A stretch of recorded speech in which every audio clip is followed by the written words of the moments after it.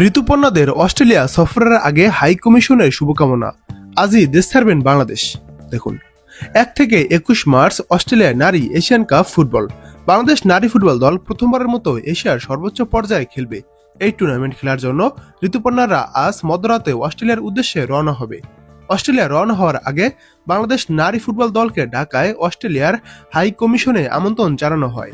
তাই গতকাল বিকেলে ঋতুপর্ণারা অস্ট্রেলিয়ান হাই কমিশনে যান। অস্ট্রেলিয়ার হাই কমিশন বাংলাদেশ নারী দলকে এশিয়ান কাপের জন্য শুভকামনা জানায়। এএফসি মহিলা এশিয়ান কাপ অঙ্কিত একটি কেক কাটেন বাফুফে সভাপতি তাবিথ আউয়াল, অধিনায়ক আইফেদা খন্দকার ও ঢাকায় নিযুক্ত অস্ট্রেলিয়ান ডেপুটি হাই কমিশনার। ঋতুপর্ণারা 1 ঘন্টার বেশি সময় সেখানে বেশ আনন্দে কাটান।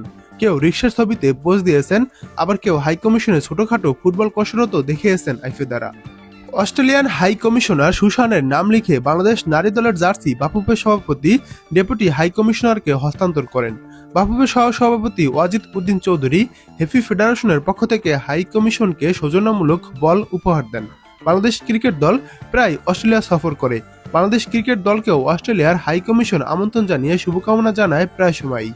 বাংলাদেশ নারী ফুটবল দল এশিয়ান কাপের জন্য আনুষ্ঠানিক প্রস্তুতি শুরু করেছে 14 ফেব্রুয়ারি থেকে।